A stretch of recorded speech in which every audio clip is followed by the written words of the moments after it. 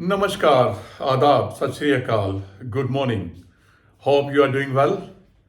और धीरे धीरे करके आप स्टेगर्ड वे में कुछ ना कुछ तो खरीद ही रहे हैं।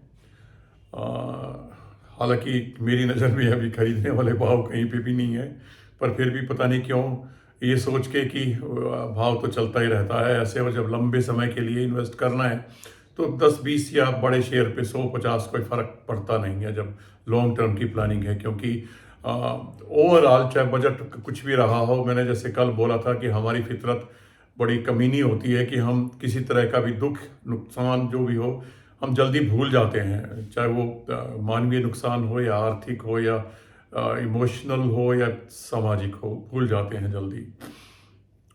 तो बजट का प्रभाव धीरे धीरे घट जाएगा, आजकल में और घट जाएगा।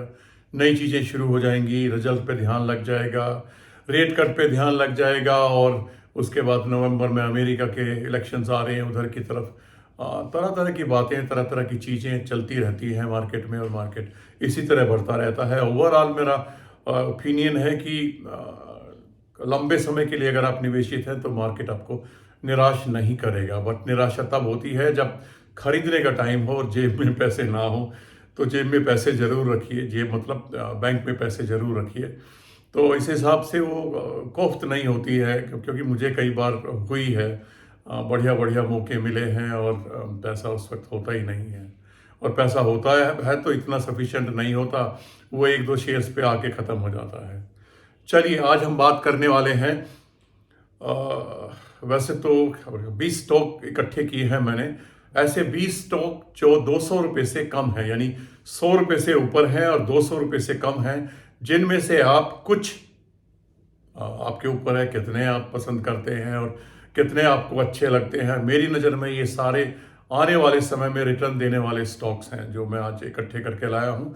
2 बोनस स्टॉक्स भी हैं। बोनस इसलिए कि एक थोड़ा सा वॉलेटाइल रहता है, मोमेंटम या स्विंग ट्रेड के लिए बहुत ज़्यादा अच्छा है, शेयर बुरा नहीं है। और दूसरे के ऊपर मुझे बहुत ज़्यादा भरोसा नहीं है, उनको बाद में हम बात करेंगे। तो सबसे पहले 200 रुपये से कम वाले स्टॉक्स में मैं फाइनेंस को लेना चाहता हूँ। फाइनेंस में बैंकिंग, और बैंकिंग में दोनों का मिला जुला मिश्रण है। गवर्नमेंट भी यानी PSUs भी और प्राइवेट बैंक्स भी, बल्कि मैं तो इसमें NBFCs भी हैं 2, तो इसमें शामिल कर लूँगा मैं। सबसे पहले केनरा बैंक। जब भी मौका पड़ा है, जब भी पिछले वीडियो में जहाँ जहाँ ज़रूरत पड़ी है, मैंने केनरा बैंक को आपके सामने रखा है। केनरा बैंक आने वाले टाइम में अच्छा आपको पैसा बना के देगा, और डिविडेंड भी अच्छा दे ही रहा है। 3-3.60 शायद इस पर दिया है। तो डिविडेंड भी दे रहा है और प्रोग्रेस भी कर रहा है, और आने वाले टाइम में जमाना ही बैंकिंग का और NBFCs का होने वाला है। तो इनके ऊपर तो आपका पोर्टफोलियो का मेजर पोर्शन होना चाहिए। इसके बाद आप IT वगैरह को देख सकते हैं, हम बाद में बात करेंगे उसके बारे में। फिलहाल सीमित है हम 200 रुपये से कम स्टॉक्स में। तो केनरा बैंक के बाद बात करूंगा मैं union bank of India. Union bank of India बहुत बेहतरीन स्टॉक है, डिविडेंड पेइंग कंपनी है जो अच्छा कर रही है, और कैपेक्स प्लान्स हैं। हो सकता है आपको इन सभी जिनके मैं नाम ले रहा हूं आपको राइट इशू मिले, अगर इन्होंने डिबेंचर्स वगैरह से अगर प्राइवेट प्लेसमेंट नहीं किया तो। क्योंकि गवर्नमेंट की होल्डिंग काफ़ी है इनमें, तो जाहिर है कि कुछ ना कुछ FPO वगैरह भी आ सकते हैं। तो ये हुआ यूनियन बैंक ऑफ इंडिया। इसके बाद तीसरा हुआ बैंक ऑफ इंडिया। मैं अक्सर बात करता रहता हूँ, बैंक ऑफ इंडिया भी बहुत अच्छा शेयर है। और इसके बाद इन दोनों से ऊपर जो मुझे अच्छा लगता है J&K बैंक। J&K बैंक बहुत बेहतरीन शेयर है, इसको भी आप कंसीडर कर सकते हैं अपने पोर्टफोलियो में रखने के लिए। जो शेयर्स के नाम मैं ले रहा हूँ जरूरी नहीं है सभी को शामिल करें, क्योंकि फिर आप कहेंगे, लोग तो कहते हैं 30 से 40 से ज़्यादा ना रखें, और आप इतनी लंबी चौड़ी लिस्ट दे रहे हो। पहले 100 की दे दी, अब 200 की दे दी, 300, 400, 500 और आगे लिस्टें आती रहेंगी। तुम कितनों को रखेंगे? सबको नहीं रखना है, आपको सिर्फ चूज करना है अपने विवेक के आधार पर। अपने थोड़ी बहुत अगर एनालिसिस करनी है, करता तो कौन है वैसे तो, पर फिर भी अगर करनी है आपको तो वो थोड़ा बहुत, ज़्यादा नहीं। तो मैंने जैसे पहले भी शायद एक वीडियो में बताया था, कुछ ना कीजिए आप, एक मनी कंट्रोल फ्री की ऐप है, उसको डाउनलोड कर लीजिए, पर्टिकुलर शेयर को डालिए और उसका पूरा का पूरा लेखा जोखा, नॉट पूरा का पूरा इंटेंसिव नहीं आता, लेकिन काफ़ी हद तक इंफॉर्मेशन सारी मिल जाती है। 52 वीक का high low, dividend, corporate actions, growth, बहुत बहुत कुछ मिल जाता है उसमें। फोरम भी होता है जहाँ पर डिफरेंट इन्वेस्टर्स आपस में शेयर करते हैं अपने व्यूज़ को, तो आपको वहाँ से थोड़ा बहुत आइडिया लग सकता है अगर आप नए हैं तो मनी कंट्रोल की फ्री ऐप को डाउनलोड कीजिए। मेरे पास प्रो है, थोड़ा सा बेनिफिट ज़्यादा मिल जाता है, लेकिन मैं तो उसी से काम चलाता हूँ और छोटा मोटा इधर उधर से भी देखता रहता हूँ। बात करते करते मैसेज आ रहा है मुझे, मनी कंट्रोल का नोटिफिकेशन आ रहा है। चलिए आगे चलते हैं हम। Canara bank, bank of India, union bank, J&K bank के बाद बारी है फेडरल बैंक। प्राइवेट बैंक है, फेडरल बैंक बड़ा अच्छा बैंक है, तो आप इसको भी कंसिडर कर सकते हैं अपने पोर्टफोलियो के लिए। इसके बाद दो NBFCs हैं, एक तो IDFC फर्स्ट बैंक से आप कंफ्यूज ना हो, ये अलग चीज है।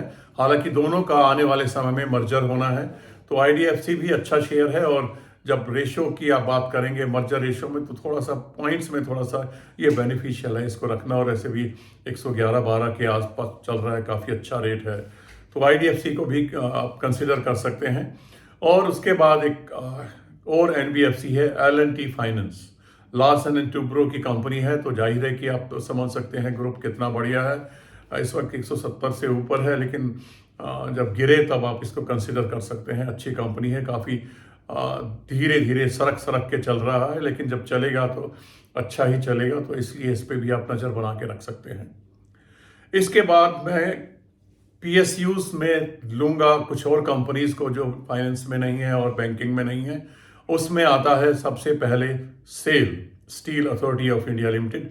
तो सेल बहुत बेहतरीन कंपनी हो सकती है, क्योंकि मैं टाटा स्टील को भी शामिल करूंगा लेटर ऑन, पर अब अभी भी बोल रहा हूं कि टाटा स्टील और SAL दोनों अच्छी कंपनियां हैं और लॉन्ग टर्म में आपको अच्छा बेनिफिट देंगी। अब मैं मेटल की बात कर रहा हूं, तो नाल्को भी आप शामिल कर सकते हैं, जो 200 रुपये से कम में है और एक अच्छा स्टॉक है, आने वाले टाइम में आपको अच्छा जो है गेन दे सकता है। इसके बाद दो और स्टॉक्स हैं, NBCC और NHPC, और SJVN, सतलुज जल विकास निगम लिमिटेड। बेहतरीन स्टॉक्स हैं। NHPC और SJVN मुझे बहुत बहुत पसंद है, तो आप चाहें तो इनको भी कंसिडर कर सकते हैं। इनको देख सकते हैं कि आपके पोर्टफोलियो में किसके लिए स्थान है, किसको खरीदने के लिए आपके पास पैसे हैं। ये निर्णय तो आप ही का होगा, क्योंकि पैसा आपका है। मैं तो सिर्फ अपना अनुभव या अपना इनडायरेक्टली पोर्टफोलियो का कुछ हिस्सा आपके साथ शेयर कर रहा हूं, क्योंकि जिन शेयर्स के मैं नाम लेता हूं उन पर मेरा भरोसा है और मैक्सिमम मेरे पोर्टफोलियो में है, तभी मैं आपको कहता हूं। क्योंकि जिस स्वाद का, जिस डिश का स्वाद मैंने चखा है, वही मैं आपको चखाना चाहता हूं। ऐसा नहीं है कि मैंने स्वाद देखा नहीं और मैं आपको बता दूं ये खट्टा है या मीठा है या मीठा है। तो यकीन मानिए ये आने वाले समय में अच्छा देने वाले हैं, लेकिन मेरा निर्णय नहीं है, निर्णय आपका है। फैसला आपको रखना है। मैं तो थाली में परोस के दे रहा हूँ, थाली में से क्या खाना है। जब आप शादी ब्याह में जाते हैं ना, तो बफे देखा होगा आपने, क्या क्या होता है, सारा कुछ तो आप नहीं खाते। तो जो आपको अच्छा लगता है, जो आपको टेस्टी लगता है, जो जिसकी आपको आदत है, जो आपका आजमाया हुआ है, वही आप देखते हैं और उसको आप ट्राई करते हैं। मैं तो नए नए भी ट्राई करता रहता हूँ। नया स्वाद मैं हमेशा कोशिश करता हूँ जिसका मैंने स्वाद नहीं चखा है। तो आपके ऊपर है, कभी कभी तो थोड़ा बहुत देख लेना चाहिए कि थाई करी में क्या टेस्ट है और चाइनीज़ डिश में क्या रखा है। तो आपके ऊपर है, आपकी मर्जी है। तो इसके बाद शेयर आता है, ये भी बेहतरीन स्टॉक है, चढ़ते ऊपर चढ़ता ही जा रहा है, 200 के करीब जाने वाला। पीरामल फार्मा डीमर्ज हुआ था ये पीरामल से, पीरामल फार्मा, और ये 150 के आसपास, 140 के आसपास पहुंच गया है।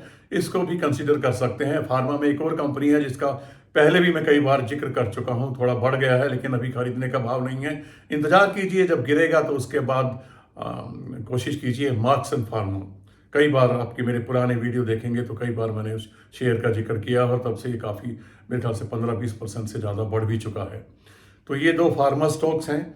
इसके बाद मेरे और फेवरेट स्टॉक्स जो मैं जिक्र करता रहता हूँ नए वाले स्टॉक्स में, वो इस कैटेगरी में 200 से कम वाले में दो आ रहे हैं, रतनवीर और TVS सप्लाई चेन। तो इन दोनों स्टॉक्स को फिर आपके सामने ला रहा हूँ, बार बार कई बार ला चुका हूँ। नए आईपीओ में ला चुका हूं और किसी ना किसी रूप में फेवरेट स्टॉक्स में भी ला चुका हूं।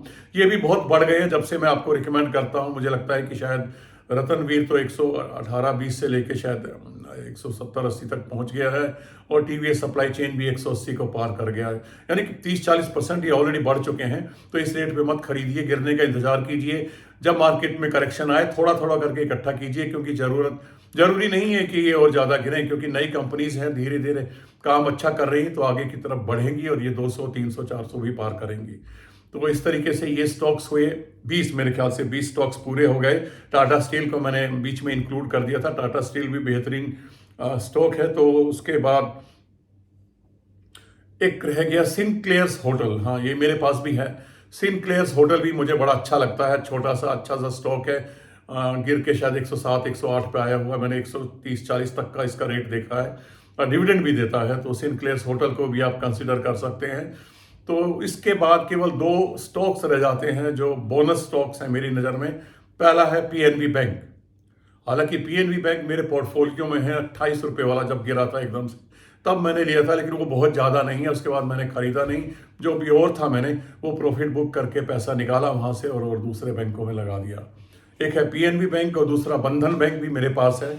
177-78 के करीब खरीदा हुआ है, 200 से ऊपर जाता है फिर नीचे आता है, यानी कि घुमाता है। स्विंग ट्रेड करने के अगर आप शौकीन हैं तो ये बहुत बेहतरीन स्टॉक है। और स्विंग ट्रेड में 200 से कम वाले में यहाँ पे मैं और भी 2 नाम शामिल कर सकता हूँ, इंडिया बुल रियल एस्टेट और इंडियन हाउसिंग फाइनेंस। हालांकि इस मेरी लिस्ट में नहीं थे, अब मुझे याद आया, क्योंकि मैं इनमें बहुत बहुत स्विंग ट्रेड करता रहता हूं और अच्छा पैसा इन्होंने मुझे बना के दिया है। तो आप भी कंसीडर कर सकते हैं। ये मेरी लिस्ट में नहीं थे इंडिया बुल वाले, क्योंकि बहुत बेहतरीन रिकमेंडेशंस नहीं है ये, लेकिन पैसा बनाने के लिए, स्विंग ट्रेड करने के लिए ये भी अच्छे स्टॉक हो सकते हैं अगर आप थोड़ा सा इंटरेस्ट रखते हैं।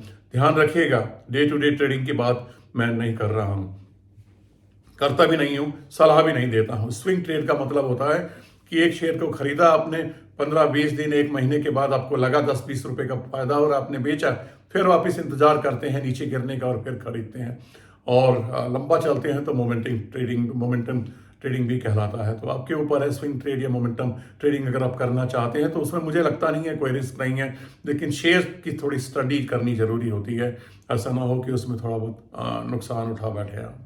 चलिए आज के लिए इतना ही, उसके बाद फिर मिलेंगे 300 रुपये से कम वाले, यानी 200 से ज़्यादा और 300 रुपये से कम वाले स्टॉक्स की लिस्ट मैं लेके आऊँगा और वो आईटी की लिस्ट भी मैं तैयार कर रहा हूँ। और मेरी कोशिश ये है कि आईटी के नॉर्मल स्टॉक्स जो आम पब्लिक की नज़र में रहते हैं उनसे हट के थोड़ा सा कुछ लाऊं और उसके बाद बाकी जो पॉपुलर हैं उनको भी शामिल करूं।